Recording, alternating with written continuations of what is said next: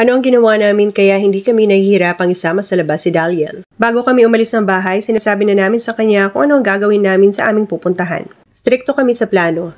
Isa kasi sa nagiging dahilan kaya kami nahihirapan dati ay dahil pinagbibigyan namin madalas ang gusto niya. Akala kasi namin dati ay okay lang ang ginagawa namin para hindi siya umiyak dahil napakatagal pa naman niyang patahanin.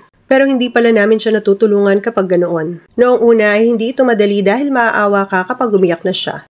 Pero gusto namin siyang matuto kaya tiniis namin. Pagmula noong gawin namin ito sa kanya ay sobrang dalang na lang ang attempt niya na magpabili ng mga bagay na gusto niya. Kaya ngayon mas magaan na siyang kasama. Hindi na mahigpit ang hawak ko sa kamay niya, wala na din siyang attempt na hilahin kami kung saan niya gustong pumunta. Dahil din na-expose siya sa labas ay madalang na lang yung paghawak niya sa mga nadadaanan niya.